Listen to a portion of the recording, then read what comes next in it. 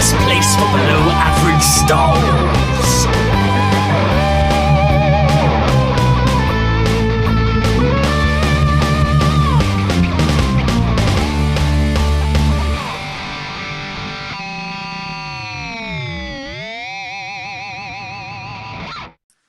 Hello and welcome to the Star Wars Show, the best place for below average Star Wars. Today we've got a special treat. It's a three-way dance, or a triple threat match if you will. First of all, I'm joined by the Geordie Jedi himself, Alan. Alan, how are you doing? I'm fine. How's your Pete? You all right? Why, aye man, I'm feeling good, buddy.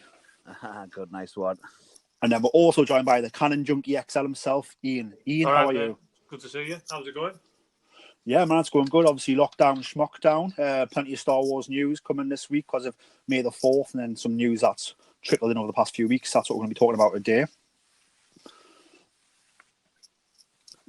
So I think we'll just dive straight in. But before we dive straight into the news, Iain, what did you get up to on May the 4th? I watched the Clone Wars finale, which was amazing, excellent. I can't wait to go back and watch all 4 episodes together. It was like a film, it's basically a film. And then I just watched a few Star Wars films, and that was about it, mate. To be honest, bit of a low key one. Yeah, so obviously Clone Wars was absolutely awesome. I'm waiting to do what you did as well. I need to go back and watch all 4 episodes as a movie, which I'm going to be doing. And I think tonight I'm going to be watching Rise of Skywalker as well on Disney Plus. I think I might be one up on you guys because I've been binge watching. I started watching Clone Wars from Series 1, Episode 1, start of last week. So I've been binge watching it all the way through. So I pretty much watched the entirety of Season 7 in one go on Monday. Oh, wow, that's awesome. So I got it all the way through. It was pretty Plenty cool. snacks, I hope, when you're watching that much Star Wars? Don't need them, mate. You're too busy with your eyes peeled on the TV. I don't know. I can eat snacks with my eyes shut, so I just eyes peeled and eating snacks. That's why I've got a big belly, though, probably. But let's dive straight into the news then. So obviously Monday was May the 4th be with everyone. And we've got some sort of news bits drop via social media to start with. So on Instagram, there were some cheeky pictures. Peyton Reed, obviously director of Ant-Man for Marvel Studios, Instagrammed a picture of his director's chair from the set of Mandalorian, and on the chair was a very muddy, dirty-looking Mandalorian helmet. And then we also had Robert Rodriguez on his Instagram account drop a picture of himself with the puppet of the child, Baby Yoda himself. So let's just talk about, I just want to talk about how this was a great way to drop the news. Like, do you know what I mean? Dropping it officially with Instagram pictures. It's simple, it's effective. It's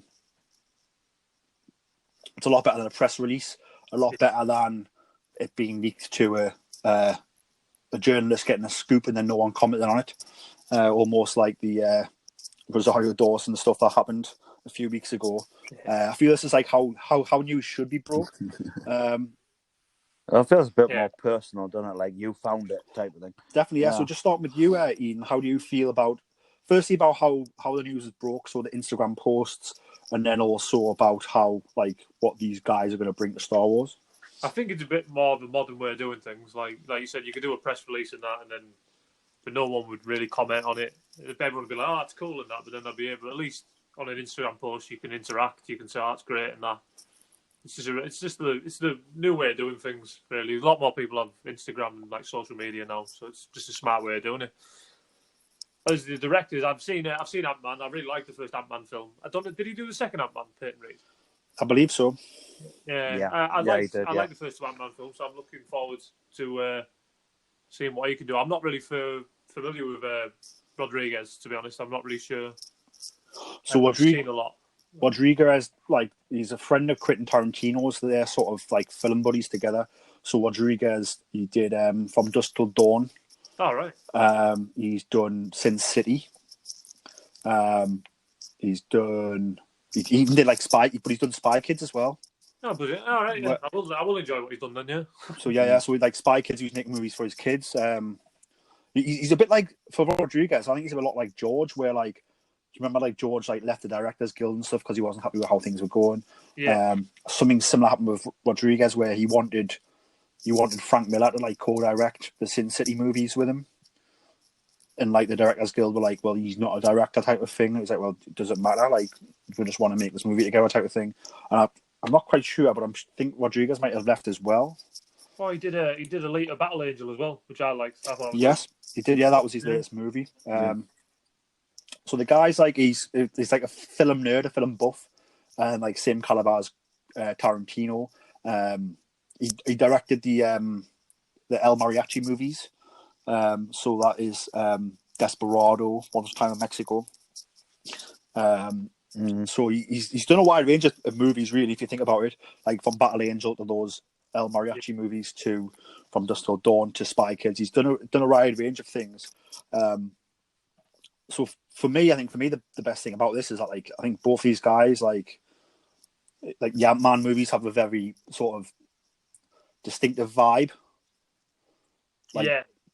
They're quite funny and like and they revolve around people that tell the stories, and the characters are like characters are very distinctive.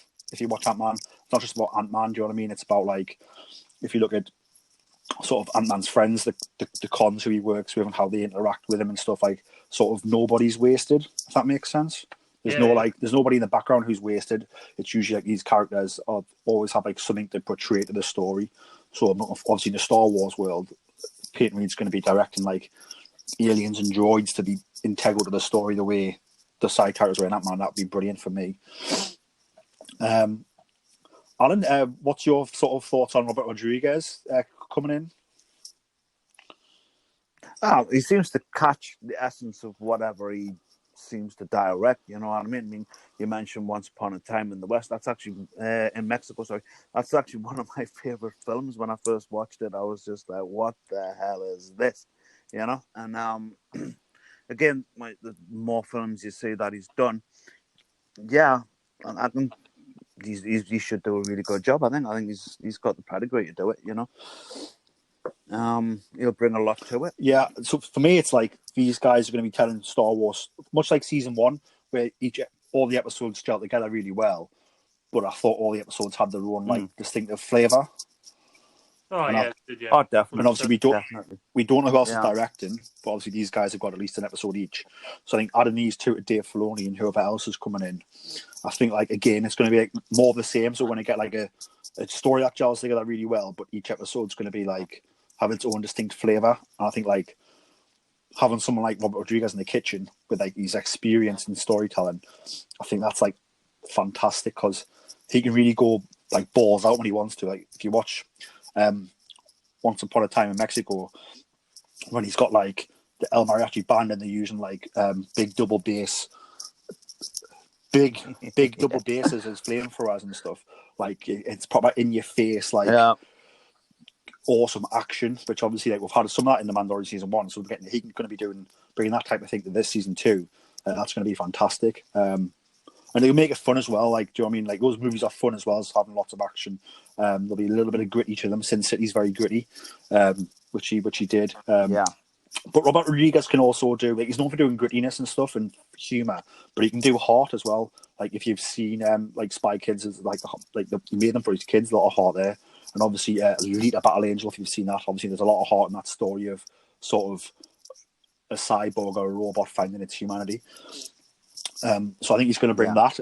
I think Peyton Reed, like I said, I think like bringing those side characters, sort of, and all the dialogue meaning something is going to be brilliant. I think it goes to show like just how sort of diverse and how not afraid this show is. If you think about the directing choices for like the first season, like some of them were really bold. And then I think if you go into this season, they've announced Robert Rodriguez and Peyton Reed. So Peyton Reed obviously like knows the Disney family. He's working in Marvel Studios and Kevin Feige. Or Kevin Feige, depending on how you pronounce it. And then you got Robert Rodriguez, who's like, do you know what I mean? Can be like, do you know what I mean? Can be very independent sometimes. Robert Rodriguez, almost very George-esque. So it's sort of very different to Peyton Reed, which I think is great. How like again we're going to get these different flavors. They're attracting some brilliant storytellers to come in and tell stories, which I think's absolutely brilliant from my point of view. If you, Yeah, I mean, I was saying, if you look Go up on, the you said? Mandalorian directors, apparently Carl Weathers is going to direct an episode. Yeah, Really? Bryce Dallas Howard's returning. wow. So is Rick Famuyiwa, John Favreau, Dave Filoni, and then the two we've talked about, Peyton Reed and Robert Rodriguez. Yeah, so there we go. That's a lot of Not bad. it's a lot of big choices, and obviously notable for her absence is obviously Deborah Chow, who obviously did some awesome work on Mandalorian season 1, and I imagine she's only absent because she's obviously directing Kenobi. She is, yeah. So it's good to know that she's still in the family, still producing stuff. Have you guys got any more thoughts on on those two coming in as directors? I'm starting to notice a lot of crossover from the Marvel universe. And that's only a good thing, to be honest with you, because those films are absolutely amazing, you know. But I don't think you can tell Marvel comic books in a better way than what these guys have done. So I've noticed that as well. I can see, because the guys who did the Avengers films, the Russo brothers, they're always saying they want to do a Star Wars film. So, and plus Kevin Feige is supposedly developing one as well. Yeah, so I think there's a lot being developed, and obviously stuff goes through development phase and sort of gets a green light to go into further development. So I don't think Kevin Feige's one's that far along yet. But that'll get green lit though, to be fair. Well, unless it's rubbish, which it might be, but obviously it probably won't be with his track record. But you've got to think he's a very busy man, obviously trying to put together the next phase of sort of Marvel movies as well. And he's a massive Star Wars nerd, massive. No, you've got to think if Star Wars doesn't come out in 1977 and do what it does, then franchises probably don't exist. Yeah. So you wouldn't have the Marvel universe without George Lucas's first movie. Do you know what I mean? It wouldn't be a thing. People wouldn't be looking to build them because there wouldn't be a thing. George created that phenomenon with his storytelling. As I say, you kind of tell the story of modern cinema without George Lucas. It's that's what I think. Definitely. You don't like the guy at all, do you? George Lucas is God, and Dave Filoni is king. I've just got one quick thing to say then, just before we move on to the next topic, and that obviously these were revealed through through Roberts and through Peyton's Instagram feeds. That was then reshared by the Star Wars Instagram. How do you think? Do you wish that they'd done something similar with the Rosario Dawson casting news, rather than how it's sort of got some papers got a scoop, or some publications got a scoop, and then they still haven't even confirmed it yet? Do you know what I mean? If it's true, I'd rather them waited for a trailer, to have that moment. Not because now they're in a tough thing now. Because if Ahsoka doesn't appear in the Mandalorian season 2, everyone's gonna be like, "What the hell?" Everyone's expecting it now. Yeah, it kind of has to happen now. You've got to think I think Rosario Dawson must be playing Ahsoka because they haven't come out and declined it. They haven't come and said that's not true. But the fact they've been very silent says that they probably had the rug pulled out from under them. So for me, as soon as the publication got in touch with Lucasfilm to go, look, what's the crack with this? If I was Lucasfilm, I would be going, right, have we got a set picture? Right, Instagram, let's beat this scoop. At least it's come from us and I've got a house in order. So I hope they do this more going forward. If something's not going to be saved for the actual perfect reveal, then reveal it yourselves on Instagram with a cheeky little sneaky photo, and at least then the fans are like, "Oh well, look at that cool picture." Do you know what I mean? And it gets us talking rather than about what ifs. It's "Oh my god, look at that! She's in this." So I love the way they revealed this, and I think they should keep this reveal going forward. If they've got scoops that they kind of keep intact until they want to.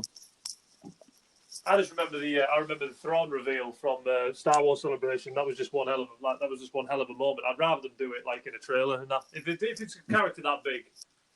But yeah, I think if you can get away with that, but obviously so the Rosario Dawson one, obviously the publication's got the scoop. Yeah. So and they've obviously would have asked Lucasfilm for comment, and they haven't commented. But they must have seen the email where they've asked for comment. So at that point, if I'm them, I'd go, right, cat out the bag. It's coming out anyway. Let's us reveal it rather than some silly publication / film. I think it was. Do you know what I mean? At least that's getting in charge of our own narratives.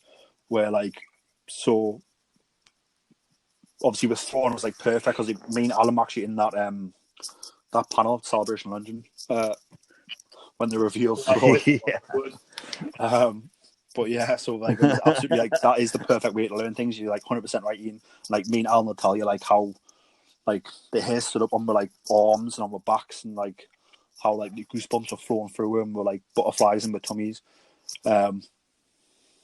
You know that the most funny thing about that moment, though, it wasn't so much that Thrawn was coming back; it was more that they'd pulled the author back in for me, because I was just like, right, well, if this guy's coming back in, the possibilities of what they're going to pull back in the canon is just unreal. Yeah, definitely. Now. Then in that panel as well, they did Timothy Thorne come on like via like a feed, so it was like pretty powerful. So like if you can get that lightning in a bottle like that, then do it. But I think that if someone's warning you that they've got a scoop on you, then like you need to get out in front of that. And like I think that they didn't do that with Rosario Dawson, and the fact that they still haven't confirmed it, and like the fact that Rosario Dawson was quoted last week saying like, "Oh, when that gets confirmed, it'll be brilliant," because obviously like no one's bothered to confirm it. I was just looking for that quote then. I'm sure I saw that the other day. Yeah. So like obviously it's went on for weeks now. Just talking about something else, and then like got asked about it. Oh yeah, like when that gets confirmed, it'll be brilliant. Because it's like, well, it's not confirmed yet, but like everyone knows. Yeah. But if they just dropped a sneaky Instagram picture of it on set, do you know what I mean? Absolutely brilliant. Everybody knows it would be awesome. But moving on, next story. So it seems like they announced that Taika Waititi, obviously he's been rumours and rumblings of him for a while, and I think he's definitely been giving them ideas and been developing something. Obviously Taika Waititi directed Thor Ragnarok, and he also directed the finale episode of season 1 of The Mandalorian, episode 8. And he's just won an Oscar, I believe, for best adapted screenplay. Jojo Rabbit. Yeah. For Jojo Rabbit, yeah, so Oscar winner. So they've confirmed that Taika Waititi is directing and co-writing a Star Wars movie that is believed to be released in 2022. The other co-writer is Christy Wilson Cairns, who wrote on that big British picture from the beginning of the year 1917. That sort of got a lot of buzz. I didn't see it. I didn't get a chance to watch it, which is a shame because I really want to, but it got a lot of buzz. And it got like a lot of nominations, a lot of awards at the beginning of the year, and sort of came out of nowhere. Yeah, I've got it on my Sky Star to watch it. Yeah. So just start with you, Alan. So how do you feel about sort of Taika Waititi sort of coming to like co-write and direct a Star Wars movie? I think with the pair of them, it's one hell of a pairing, to be honest with you. If they get it right, if they get the chemistry right between the two of them, I mean, you're going to come up with one hell of a picture. I mean, for me, the best moment in The Mandalorian was actually his moment, was when the Carl Weathers character was like, do that little wavy hand thing. And then Yoda's going, and he waves his hand. I mean, it was just comic genius. Yeah. You know? And I think if he starts putting that kind of thing into this new Star Wars film, whatever it is, it's going to be a winner. I mean, for me, I think obviously Taika is he's a very, very gifted artist. I love how he's worked. Like Jojo Rabbit was absolutely brilliant. He fully deserved that Oscar for adapted screenplay. And he fully did. Anyone's seen What They Do in the Shadows? It's like a very low budget vampire comedy mockumentary. I've seen bits, little bits of it. Yeah, so he is very quirky and he's very funny, and he's a great guy from what I've seen him. Obviously, you worry about maybe him going like too far on the funny, but like for me, obviously, if you look at who's like co-writing with him, there's Christy Wilson Cairns, who wrote 1917, which I've not watched, but obviously from what I got, that was a very serious toned, beautiful looking war movie. So it seems like you've got like the perfect amount of like Taika wackiness, which everyone loves, and then like I said, Christy Wilson Cairns is going to bring that down to earth for us. But I think we need a bit of wackiness, a bit of comedy. I mean, the last couple of Star Wars films have come out are just, I mean, they needed to be the way they need to be. No, I think there's comedy in them, but I think you need I think you don't want a full-on wacky, like you don't want oh, like you need wackiness there. So that's what I'm saying. So you got Taika putting that in, and then you've got her putting the grounding in, and it'll create the perfect movie. Do you know what I mean? Yeah, exactly. I think, like I said, if they get the chemistry right, that's going to be one hell of a film. It really is. You know. How do you feel about sort of the movie as a whole, Ian? I can't wait. There, like I said, I loved Thor Ragnarok. It was great. I love the characters he plays in his movies as well. Obviously, with Korg. I love Korg in Thor Ragnarok. He's hilarious. Yeah. I loved IG. I was to say IG-11 then. IG-88 in The Mandalorian. So, no, I thought he was really good. IG-11 in Mandalorian. He's IG-11, isn't it? You got it right. You got it right first time, but it is IG-11. Yeah. Yeah, thank you.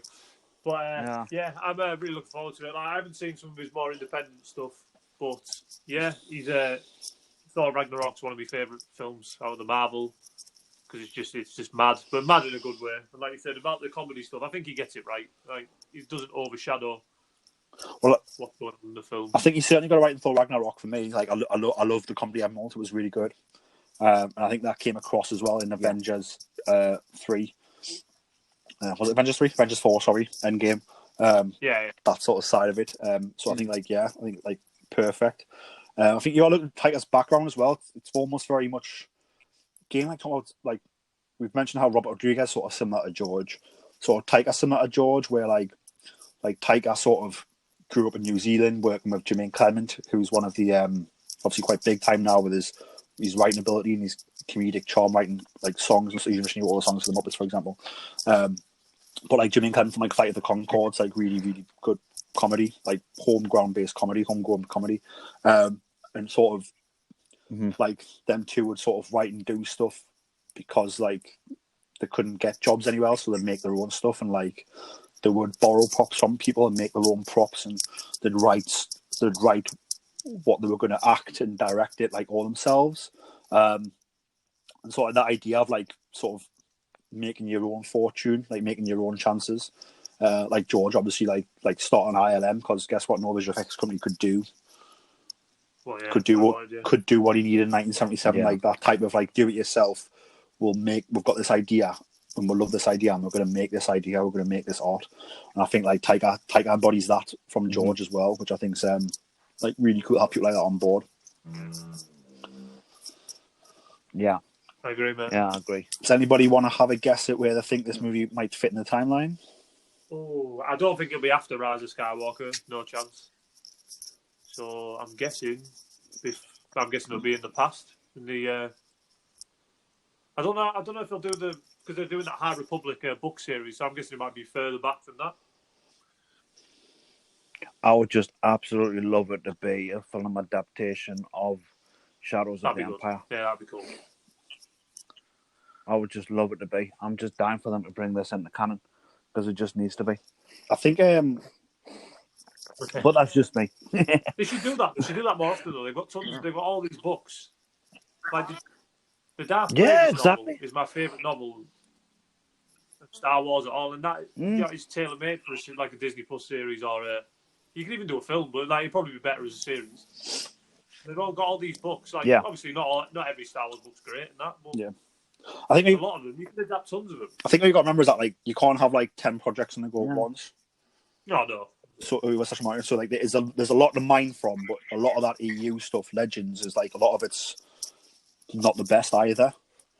No, don't. So I think obviously Star Wars is going to go on forever. So like they probably will adapt Plagueis at some point, but it might be in 10 years' time. Do you know what I mean? Yeah. And the Darth Bane trilogy as well. Yeah, adapted. Yeah, so like I mean, you could probably adapt all that at the same era, because it also interconnects. If that makes sense. Yeah. So if that's like in 10 years' time, they're like, all right, we're doing a Sith era. Guess what? Darth Bane series and a Plagueis movie. Yeah. And they'll intertwine it, which would make sense. Rather than doing like that now. Very dark.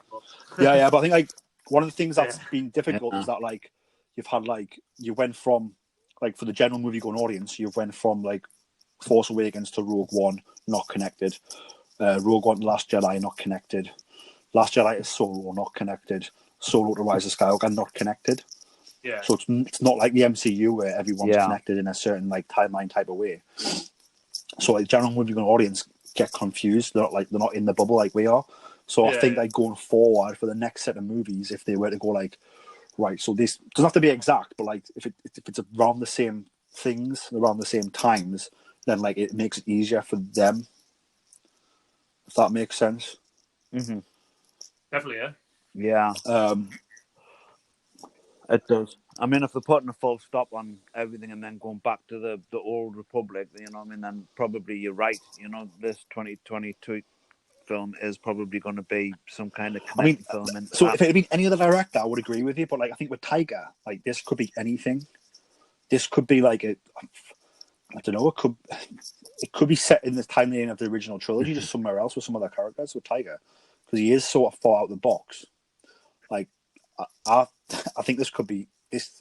I wouldn't be surprised if it was set in the past, but I wouldn't be surprised if this was slap bang in the middle of like the original trilogy. But nothing. But There you go. Shadows of the Empire. There you go. but nothing to do with the original trilogy. If that makes sense. So yeah, like, I know I know exactly what what you you mean. so like, Yeah. He's going to do well, a he could. Jawas movie. That's what it He is. could. What a It's going to film. be He complete could, yeah. Jawas. Well, just looking. The Jawas in Mandalorian was great. Well, that was Rick Famuyiwa's episode, but yeah, They look were at how excellent. awesome that was. Yeah, But yeah, brilliant. I mean, so I'm Really weird but brilliant, yeah. so I'm glad Taika's on board. The writing team, obviously, he's co-writing with Chrissy Wilson Cairns. Obviously, he's an Oscar winner for writing. She's nominated, I believe, for writing. So, like, you've got two brilliant writers writing this. Like, Taika's a great filmmaker. He's directing. So, like, I'm really looking forward to this sort of new vibe, awesome vibe that we're going to get. I wonder if they'll cast like because Star Wars normally will cast like unknown actors. Mm-hmm. I wonder if we'll start seeing like people from the MCU come over. Like I know because I know Brie Larson wants to do a Star Wars film. I know Chris Evans said he would happily be in a Kevin Feige Star Wars film. So Yeah, that'd be interesting. I think if the role's right, like I wouldn't want them in because they're from the MCU. Do you know what I mean? And I think that like Peyton Reed hasn't been hired because of Ant-Man. He's probably been noticed because of Ant-Man, and he knows that studio heads at Marvel. But I think that like obviously you would have had to pitch something and be interviewed over at Lucasfilm, and that's why they've hired him. So I think like obviously Brie Larson's an awesome actress, so I would love her in Star Wars, but I wouldn't just want to give her a role. Like she needs a screen test and like make sure she's the best person for that role. It reminds you. Yeah, I was just wondering if they start casting well-known people. It'd be interesting because they've never really done that in Star Wars. Because obviously the sequel trilogy, all them actors were fairly unknown. John Boyega has done a few things. Oscar Isaac was just at the start of where he's like the biggest star in the world now. So I just wondered if they were going to cast unknowns or go a bit more. Possibly. I mean, I can't see them coming in as leads. Yeah, I think they'll be like almost like a. I can see them coming in and being not side characters, but like a General Hux type character or like a Rebellion General type character. Do you know what I mean? Yeah.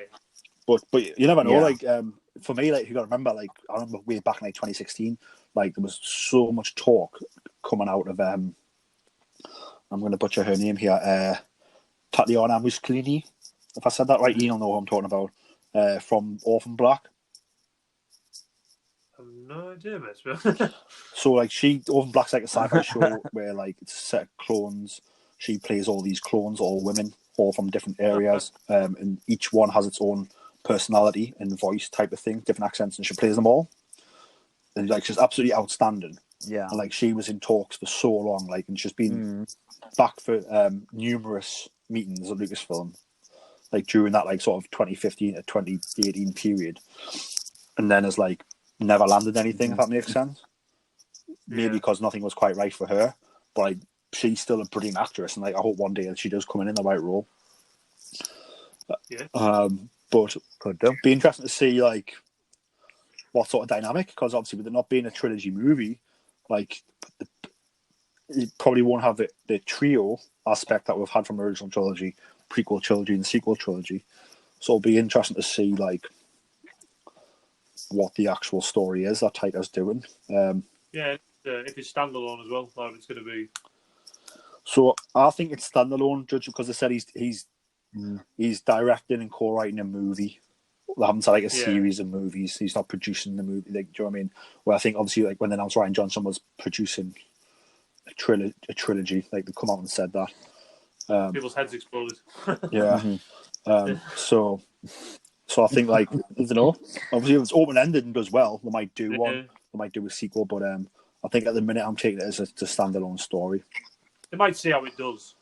Yeah. And then leave it. Like, and then if there's room for another, they might say, "Oh, you did well. Yeah, we'll do another one." Definitely, but because Taika's the type of guy as well, where obviously he likes going and making his movies for him as well. So like after this, he probably might want to go back and do like a Jojo Rabbit type project. Yeah, and obviously, like if they're like, "Oh, we need a sequel to this now," he might be like, "Well, like no, like I'm." And he's doing Thor: Love and Thunder. Yeah, so definitely. He's got another big film. Have they definitely said it's? They haven't said it's a standalone movie, but they haven't said it's a series either. So they've said he's working on one movie at the minute. So I've said it's very open. Because I'm just thinking that the end of Solo was so ready for a second film. So I think if he was doing that was Solo 2, I think you would have you'd have John Kasdan all over it. And I think John Kasdan said the other day there's no appetite for a Solo 2 from Lucasfilm at the moment, which is heartbreaking because I need to know what happens next. Well, that story doesn't need to be a Solo story, does it? I get the impression like Solo never comes across Maul because when you see him in A New Hope, he doesn't believe in the Force, so he can't meet Maul. So the movie really is about sort of Maul and Kira. So you wouldn't call it Solo 2. You would be called something else. Maul and Kira on the run or something. I don't know. Yeah. But I think like because John Kasdan's writing Indiana Jones 5 for Lucasfilm, so John Kasdan's still there, like working with the company. Yeah. So like I don't think it's Solo 2. So we'll have to wait and see. Obviously, they haven't released much about it on purpose. I don't think they've just confirmed because the Taika story has been going on for ages, and obviously like they've just obviously now like confirmed it.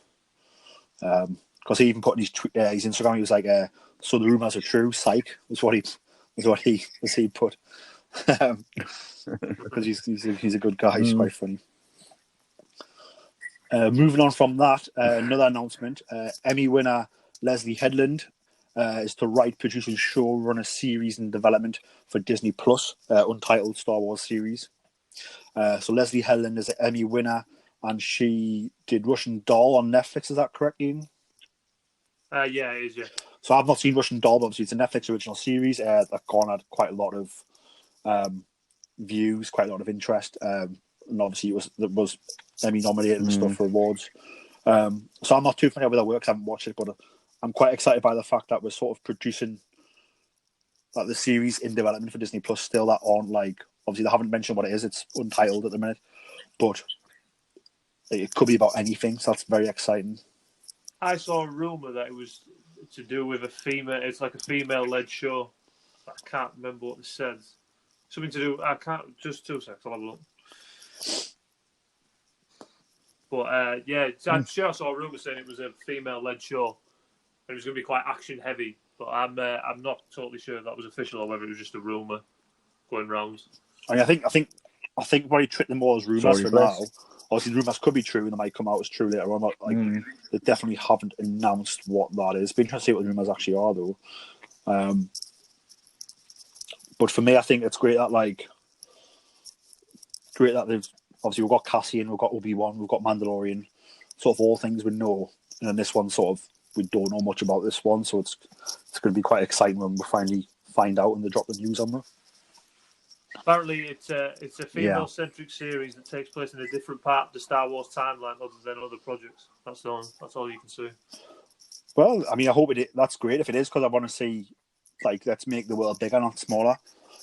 So let's go somewhere else and see something we're not as tied into like characters we know. I love it when we see characters we know and love, but also like you've got these great storytellers, great writers, great directors, great artists coming in who have the ability to make us fall in love and care about new people. So let's do that. If you look at Jedi Fallen Order, like do you know what I mean? Cal Kestis, new character, he's Master. I've not heard of her before, and then obviously like a lot of the characters in the game are like new characters. Obviously, there's mention of some ones, but like in the storytelling in the game makes us care about those characters. We weren't relying on it being Luke Skywalker, being Obi-Wan Kenobi. Do you know what I mean? It was like this is this guy. I'm going to tell his story, and because we're so good at what we're doing, we're going to make you care and cry and laugh and go on the roller coaster of emotions playing this game. It goes like you don't need to tie it in like 100% with all the characters. You can, like I said, you've got top quality artists, top quality creatives who can make us love new people. Yeah, why not? Yeah. Let's go somewhere new. It's I about think it's time. about Like, time. You know, I think it is definitely about time we went somewhere new. Yeah. You know, So I'm quite excited about that. I'm tempted to go and watch Russian Doll now. Not right now, but like in the next few months, go and watch Russian Doll and get the vibes of that show. Definitely. Yeah. So if I remember correctly, it was about I think it's like a woman dies and then she keeps reliving it again and again and again, and she mustn't. And It's like a Tom Cruise film then. a bit, yeah, but just sort of piecing together why what's happened. If that makes sense. So. I think I could be totally wrong. I might mix the shows up, but that's what I remember it being about. Because I was intrigued by the idea of it at the time. Yeah, you have got it right. I was reading the synopsis now. Yeah, That's quite a cool sort of way to tell a story. So obviously, if they're going to bring that sort of like different ways of telling stories into this, that would be brilliant. Because again, like, it goes back to George. Like George never told the story in a straight line. He told the middle, then he told the start, and then the end has been told now. No. So like, if she's going to tell it in a different way again, like she did with Russian Doll, then like brilliant. Again, it pays homage to him and his outside of the box thinking. Yeah, it's going to be R2D2. So that'll be all right. That's what it is. The R2D2 through the time, but you're actually going to actually understand his thoughts. Well, I understand him fine with these because of his. I don't understand exactly what he's saying, but because they do such a good job with like his beeps and his tilts, like you do sort of know what's going on with the droids. But yeah. I don't know, like. He has seen everything, I suppose, so he has the full scoop, doesn't he? Exactly. What are you going to say, sorry? No, I didn't have to say that. Good. So moving on from that, Polygon and Publication have done a huge profile piece on Josh Trank, who directed... Well, he was going to sign on and direct the Boba Fett movie. And he also, before Boba Fett, due to work on that, he did Fantastic Four for Fox, which was obviously a bit of a cluster. Movie's not very good. Movie was sort of doomed from the beginning. So in this, I recommend reading it. So over at Polygon, so like Josh Trank, you sort of get the human side of Josh Trank, like how down he was about that, and like how like obviously the movie was sort of. The script wasn't even ready when he started filming that movie and stuff, and like the execs weren't really that bothered, but then they were, and then they weren't. And like he sort of goes on to say that like sort of the Fantastic Four turmoil like reached Kathleen Kennedy, like what was going on, and it probably reached her because obviously Simon Kinberg was an executive of Fox working on the Marvel movies at Fox, who's also like I said, he was a producer on Star Wars Rebels. He's probably going to produce this Boba Fett movie, I'd imagine, with Josh Trank directing. And sort of he says that sort of him and Kathleen Kennedy agreed that he would sit out Star Wars Celebration 2015 in Anaheim. Because I remember there being a lot of thing about like Boba Fett was like not mentioned, but it was mentioned by Kathleen Kennedy at the thing just in passing, but nothing was there, and that's because like they had a conversation before. And he agreed to sit it out. And then he goes on to say that, like, he spoke to people to say, I need to quit this project before I get fired. And then he did. He ended up quitting the project. And obviously the project has not been passed on. Wow. As we know, it hasn't materialised. So for me, I just think, like, obviously, I think Josh Trank's, like, a brilliant filmmaker. And, like, his new movie, Capone's due out soon. So it's like a Capone biopic. And he's been like rewriting scripts for Scorsese as well, recently, like in the past few years. So I'm glad to see that. Like, he's coming back out of like the funk and the darkness, and like I'm not saying he was depressed, but like it can't be nice going through those sort of dark times, especially like in Hollywood and all the magazines writing about you about how like bad things were, and like I 100% wouldn't blame him for Fantastic Four being how it is. Yeah, he's probably a bit to blame because he was the director, but he's not 100% to blame. Do you know what I mean? Far from it. So I think obviously the fact he's got himself back up and he's back making movies is great.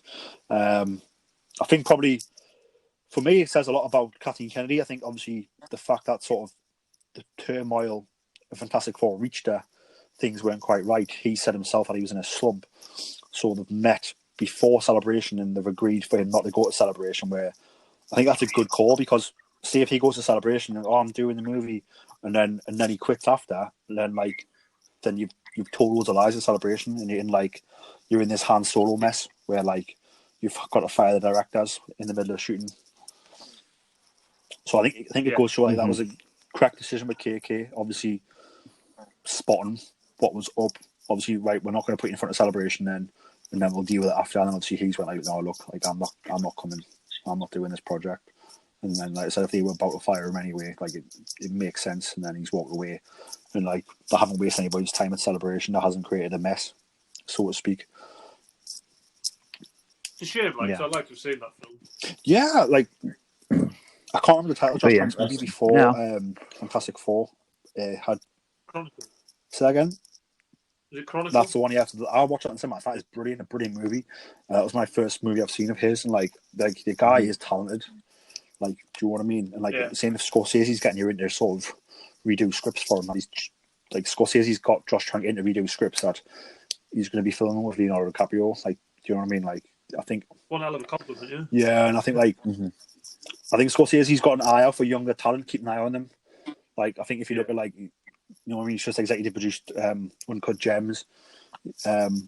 He helped the film Free Fire, which is sort of a crime comedy caper type thing, which was very distinctive taste, but he obviously saw that guy had a certain type of vision of telling stories and liked it. So you know what I mean, he sort of backed that. I think it was Ben Whitley is the guy's name who did Free Fire. So Scorsese is doing that type of thing. So it's good to see that he sort of helped. Can see Josh's talent has helped him out there, and obviously, like I said, Josh's Capone movie's coming out soon, I believe.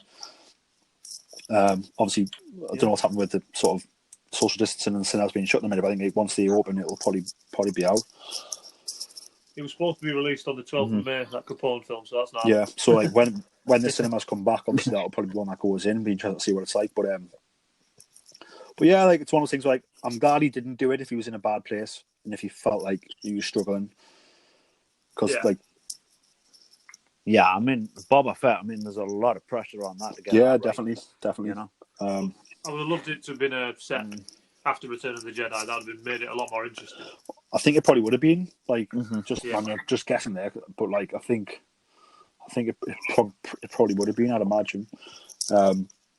We still don't know what's happened to him in the canon. I think they've kept it that way on purpose. I think they've kept it very vague on purpose, which is. I know it's sort of. I know it's yeah. It's sort of cool, I think, because it means you don't really know. So because you don't really know, your mind can wander. Yeah. Your imagination can run wild with Boba Fett theories, and that's quite fun, not knowing exactly. There's still that theory of him being him at the end of Chapter 5 of the Mandalorian as well. So. Well, yeah. Well, have they announced that Ming-Na Wen's coming back for season 2? They haven't. They haven't. Oh, I must have dreamt that. No. I hope she does. That'd be cool. Yeah. Yeah. So moving on from the Josh Trank stuff, got some casting news from Cassian Andor series coming to Disney Plus. Genevieve O'Reilly, who played Mon Mothma in the Revenge of the Sith deleted scenes and then reprised the role for Rogue One, has been cast in Cassian Andor, which makes perfect sense to me. I'm glad she's back. Yeah. That's great. Great for Trent. She was in Rebels as well. Yeah. I believe she provided the voice, yes. Yeah, she did. Mon Mothma in Rebels, yeah. So that's really cool. What do you guys make of that? To me, it just makes sense. Yeah, same. It's just good for continuity, you know. It'd be a bit weird if he's around the rebellion and you never really seen Mon Mothma. That'd be a bit weird. Yeah, well, I think because I was in that two thoughts of is it going to show you Cassian just before he sort of joins, or but with her being part of it, I'm what's obviously going to be him doing all these shady stuff that he does, came out at the beginning of Rogue One when he shoots that informant in the back, so he can escape. We're going to see that side of it, and I wonder if General Craven will be back. The Cassian Andor series is supposed to take place 5 years before the Battle of Yavin. Cool. So that's a really cool timeline. So I think Genevieve O'Reilly's character Mon Mothma could still be a senator. She might not be she might not. Yeah, she would I think that be. happens about 2 years before the battle having that. I think. Yeah, but Pretty sure it will be. Yeah. so that's really cool. The other one is Jimmy Smith's back as well. is he? Jimmy Smith's back as no, they haven't announced that, but I have a feeling they could bring Jimmy Smith back as Bail Oh, it makes Organa. perfect sense. If you've got Genevieve O'Reilly coming back, she's going to be having conversations with Bale, and I think he'd be more than open to coming back.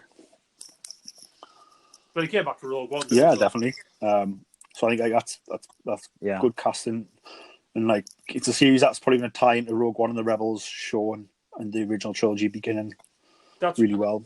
Yeah, this is what excites me about this show so much is that the amount of people that could turn up in this show is amazing. The amount of like characters we know.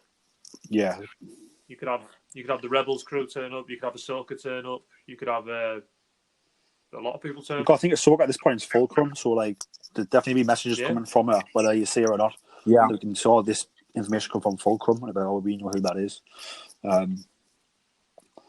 Yeah, nods, yeah. And obviously, if you have got a live action Ahsoka hired for a different show, and then you need to put her in this one, you just put the actress in. Do you know what I mean? Yeah. Yep. Oh, that one is Stellan Skarsgård. So he's best known from the Marvel movies, in Thor 1 and in Avengers 1, I believe. Yeah. Who does he play? And he's been in a few of the other ones, but it's only like tiny cameos. Who does he play again? What's his name? Dr. Selvig, that's the one. Dr. Eric Selvig, yeah. So I think he's a great actor, especially great in those Marvel movies where he can do serious really well and do comedy really well. And he has, when in that movie, he gets on really well. Like in Thor, in the first Thor movie, I find he got on really well with like Chris Hemsworth's Thor character, and bonded really well with him. Showed Lockhart like protective, where he's been very protective of Natalie Portman, which is really cool. And then come Avengers 1, because he gets tapped in the heart by the Loki staff and does whatever Loki says. And then he plays like that really well as well. He plays like sort of not being himself really, really well. So I think like all around he's a really, really good actor. And like if you're going to bring talent on, that's great. I just realised he plays Orlando Bloom's father in Pirates of the Caribbean as well. Oh yes, Bootstrap Bill. Yeah, he does. Yeah, Bootstrap Bill. Yeah. Yeah. Yeah, there we go. So he's used to these big productions as well, which is cool. And like I said, also bringing some humility to roles. Alan, are you excited for the Cassian Andor series? I am and I'm not. Like, I am when it gets mentioned, but then I kind of forget about it when everything else is around. Do you know what I mean? It's kind of like, oh yeah, the Kenobi's coming, and then it's like, oh, Mandalorian 2's coming, and it's like, oh yeah, don't forget about this one as well. You know?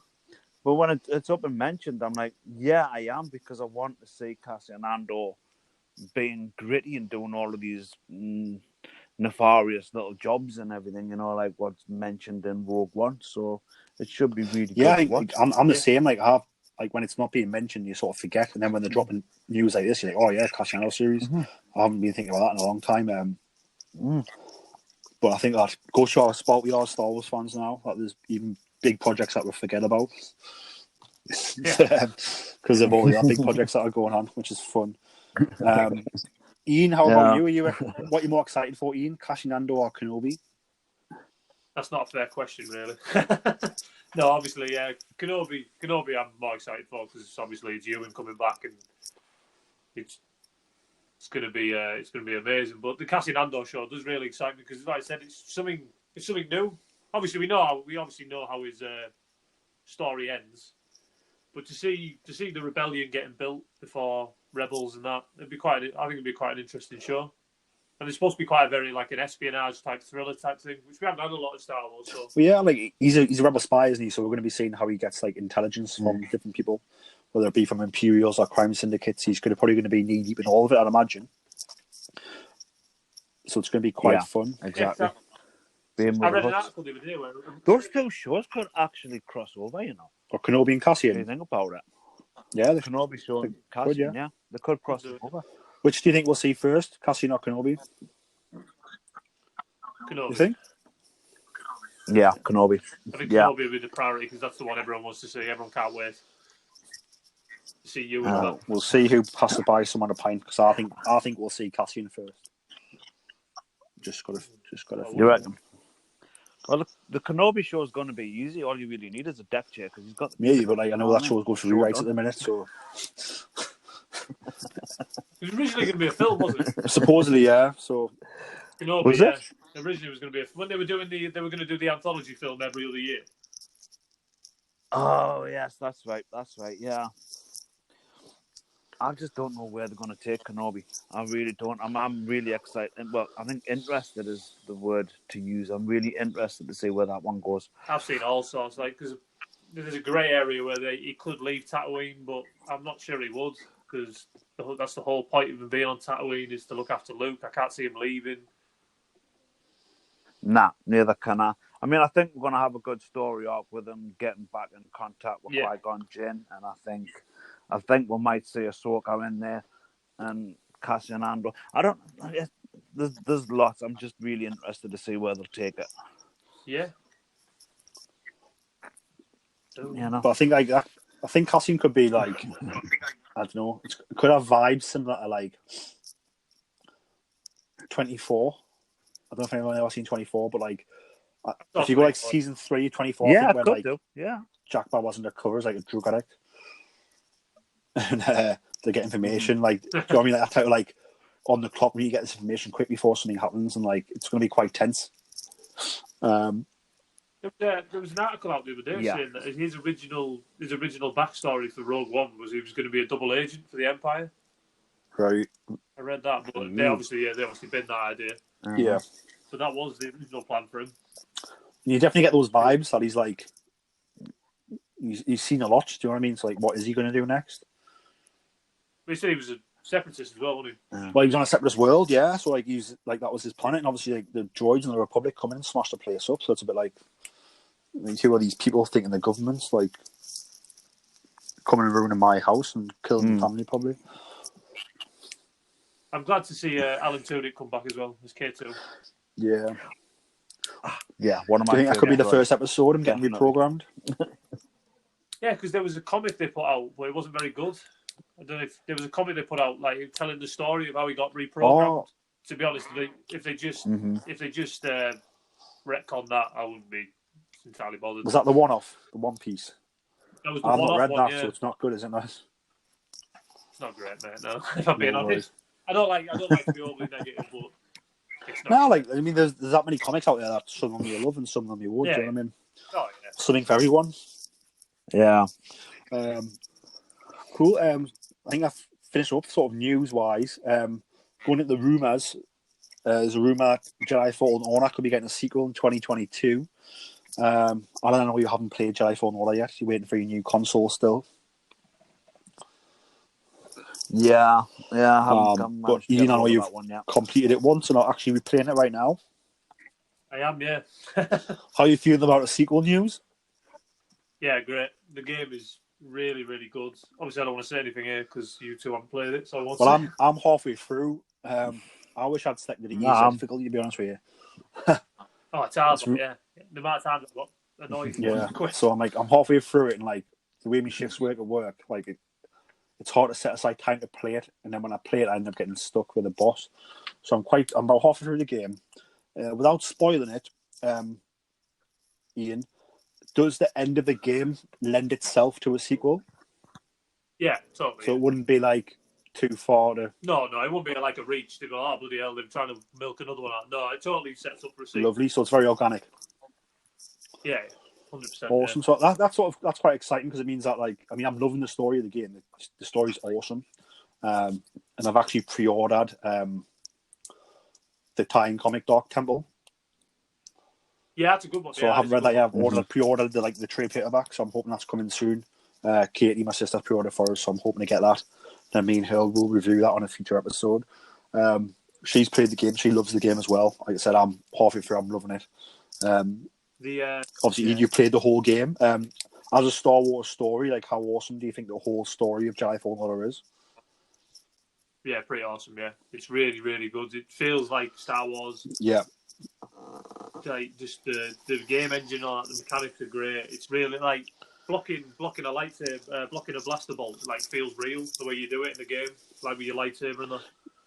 And some of the new characters in it are great. Like the second sister is one of my favourite new villains. I think she's a really interesting character. Cool. Yeah. And Cal, he's likeable. The droid is like the cutest thing going. BD1. Yeah, funny one. Yeah. And obviously, I can't say much about the story and that, but yeah, it's a really, really good Star Wars game. It's one of my favourites, to be honest. Definitely. I mean, I've been playing a lot of Battlefront recently. I didn't really play it much when it first came out because I'm not a big online gamer. But like, I'm playing it now. So I've been playing a lot of that, and then I said go back to Jedi Fallen Order sometimes. But I said I wish I put it on an easier difficulty level because I think I'd be finished by now. But I've been loving this. I take my time as well because I love the story. So I'm not trying to beat levels quickly. I'm just trying to take everything in. I think there's a lot of detail. Whereabouts are you? So I'm on Mandalore trying to destroy. I've forgotten his name. The dark side user there. Dathomir. Malakos, him. He's a right. Yeah, so he's hiding loads of rocks at us now, and I was like, no, it's just gone too far, mate. And I turned it off because I was about to break the controller. Oh, it took me about 30 attempts, and then I had to realise you have to, like, it helps if you get all the stim packs and everything before you go. Otherwise, it's an absolute nightmare. Yeah, so I'm trying to do that, but I haven't tried in about a week, actually, so I probably need to have a retry. You're quite far through it, yeah, like, I'm loving the story. The story's been awesome, so like, it's not that I don't want to play him, it's just that he's... Yeah, he's saying that you're more than that. Yeah, so like I say, it's really, really good. If it's coming out in 2022, do you think it'll probably debut on PS5 then? Probably, yeah, because they're both supposed to be coming out this Christmas, aren't they? The new Xbox and PS5. So I would have thought so, a new console for it. Yeah, I'm gonna have to as well. That'll be about 6. Probably, yeah. Oh, well. I'll just hang on. You wait and get the PS5, yeah. Yeah, exactly. Just jump straight into the top one. Why not? I think they've announced that Star Wars Race has come back to PlayStation 4 as well. Is it? I love that game. Really. Yeah. That was brilliant. Yeah. They should do a new version of that.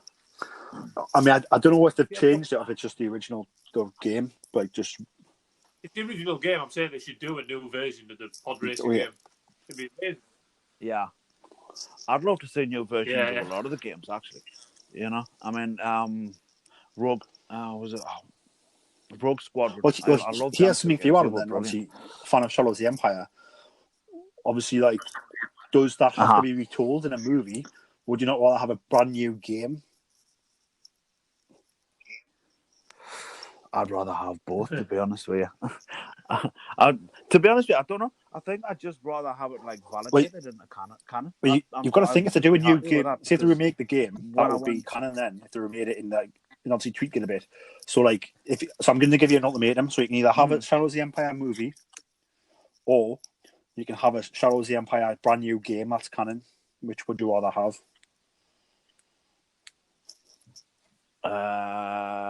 Probably a game. I think it'd be cool having a new game because obviously it's interesting. This is like Fallen Order's the first game to be canon, really. So like to sort of, and I said I'm only halfway, well, probably a bit more than halfway through to what Ian's saying, but like I fully enjoyed the storytelling aspect of the game as well as the action. So if they're going to tell more stories that way, I'm well on board for that. Like we don't just have to tell stories through movies. There's a game supposed to be coming out. The project is called Star Wars Project Maverick, and it's supposed to be a flight simulator type game. Oh, all right. That's the rumor going around. Did the other day, and then I remember them saying it's still supposed to be coming out. It's supposed to be like a flight, like a pilot game. Well, like the old X-Wing versus TIE Fighter game. That kind of cool. That's a rumor going around. I'd like to see that one coming out as well. That'll be great. That'll be good. Yeah. That'll be really good. Ian, how did you buy any new merchandise on Force? I know you said Force Friday there on May the 4th. I didn't, mate. To be fair, no, I didn't buy anything. Just trying to bloody. No, I haven't really bought anything, to be honest. I pre-ordered a few figures. Which figures you pre-ordered? They had the new Boba Fett one that's coming out, the green one. That's like, you remember when they had Force Friday last year? They had the Mandalorian in like the brown carbonized box. Yeah.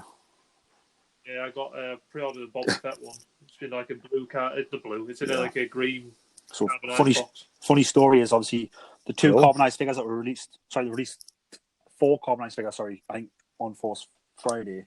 That was the carbonized Sith Trooper, the Mandalorian, the Second Sister, and the Jet Trooper First Order. So like I've actually like Alan, I've got Alan's here because I bought Alan's for him. And I haven't seen him yet to give him. I'm still. It's COVID-19. Well, I was meant to see you at Christmas, but then obviously I ended up working too much. I didn't see because I'm actually looking at them right now. Yeah. But yeah, obviously coming up next is a carbonized Boba Fett and a carbonized Stormtrooper, I believe. Yeah. So I pre-ordered those as well, or if I haven't, I'm going to do it soon. Where did you pre-order that one at, Ian? Star Action Figures. That's where I pre-ordered that. Awesome. I just got something from Star Action Figures. It just arrived a few weeks ago, and it was the first wave of the 40th anniversary Empire Strikes Back figures. Yeah. And he's done a bang up job packaging, nice and safe, all mint. Yeah, so anybody who's looking for like really, really good value Black Series figures, and someone who takes care of you, sends the figures like nicely packaged, nice and safe where they can't get damaged. Check out Star Action Figures online because they do a great job. And like I said, like that's not a paid promotion or anything. That's just generally who I use and who Ian uses as well. And like I said, you get a really good service. Really, really awesome. Alan, have you bought any merchandise lately? Of course you can. Can I be honest and say no? I haven't really had a chance to be looking around, to be honest with you, lately with everything that's going on. You know what I mean? So I don't even know what's out there.